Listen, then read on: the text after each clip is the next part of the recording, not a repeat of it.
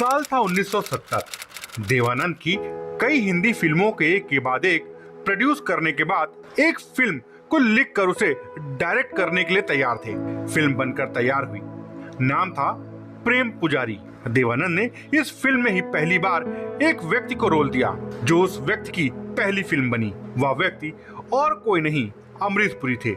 वही अमरीश पुरी जिन्होंने बाद में नायक और खलनायक के अभिनय की गुणवत्ता को एक समान स्तर पर पहुंचा दिया।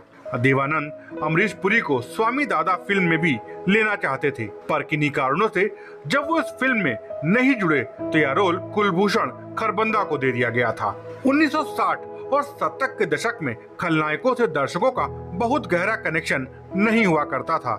मुनीम साहूकार के रूप में बहु बेटियों की इज्जत पर हाथ डालने वाले एक्टर्स को तीखी निगाह से देखा जाता था, पर प्राण प्रेमनाथ, जीवन, प्रेम चोपड़ा के क्लब में शामिल होकर अमरीश पुरी ने जीवंत अभिनय से हर वर्ग का दिल जीत लिया था।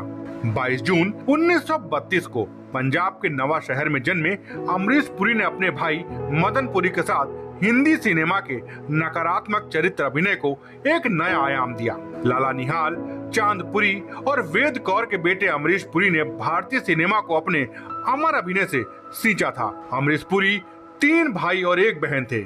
उनके बड़े भाई चमन पुरी और मदन पुरी दोनों अभिनेता थे और उनकी एक बहन चंद्रकांता है।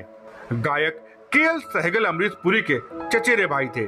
पद्म विभूषण रंगकर्मी अब्राहम अलकाजी से 1961 में हुई ऐतिहासिक मुलाकात ने उनके जीवन की दिशा बदल दी और वे बाद में भारतीय रंगमंच के प्रख्यात कलाकार बन गए। अमरीश पुरी को रंगमंच से बहुत लगाव था और उनके हर एक नाटक को स्वर्गीय इंदिरा गांधी और अटल बिहारी वाजपेयी जैसे प्रधानमंत्रियों ने देखा।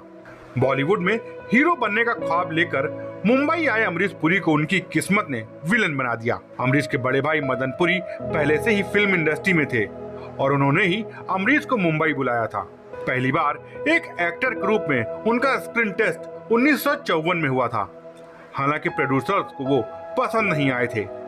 तुम्हारा चेहरा हीरो बनने लायक नहीं है, यह कहकर रिजेक्ट कर दिए गए थे अमरीश पुरी। 1971 में डायरेक्टर सुखदेव ने उन्हें रेशमा और शेरा के लिए साइन किया, लेकिन उस वक्त तक उनकी उम्र 40 साल के करीब हो चुकी थी। हालांकि फिल्म में अमरीश को ज्यादा रोल नहीं दिया गया, जिस वजह से उन्हें अपनी पहचान बनाने में और समय लगा।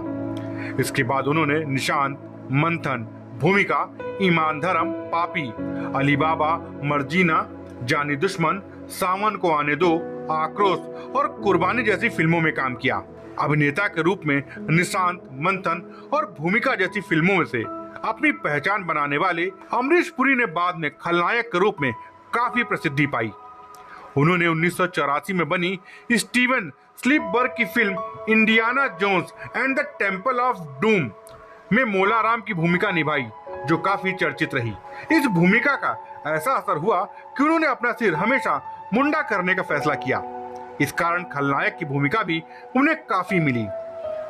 अभिनेता के रूप में निशांत, मंथन और भूमिका जैसी फिल्मों से अपनी पहचान बनाने वाले अमरीश पुरी ने बाद में खलनायक के रूप में काफी प्रसिद्धि पाई। बाद में गांधी, कुली, नगीना, राम लखन, त्रिदेव, फूल और कांटे, विश्व आत्मा, दामिनी, करण अर्जुन, कोयला, दिलवाले दुल्हनिया ले जाएंगे जैसी फिल्मों में उन्होंने बेहतरीन अदाकारी की। उनके कुछ प्रसिद्ध डायलॉग इस प्रकार हैं: मुगैम्बो खुश हुआ, आओ कभी हवेली पर, जवानी में अक्सर ब्रेक फेल हो जाया करते हैं, डोंग कभी रॉन्ग नहीं होता, जा सिमरन जा, जी ले अपनी जिंदगी। जब भी मैं किसी गोरी हसीना को देखता हूँ, मेरे दिल में सैकड़ों काले कुत्ते दौड़ने लगते हैं, तब मैं ब्लैक डॉग विस्की पीता हूँ। ऐसे संवादों के लिए आज भी अमरीश पुरी अपने चाहने वालों के दिलों में जिंदा हैं। दस्तक परिवार की ऐसे महान अभिनेता को विनम्र श्रद्धांजलि।